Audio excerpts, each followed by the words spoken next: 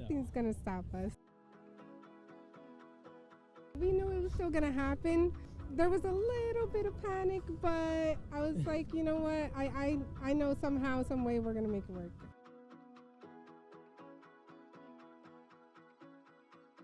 I go about it the same way, but what happens is, like I said, it's a snowy day, and people haven't seen snow before.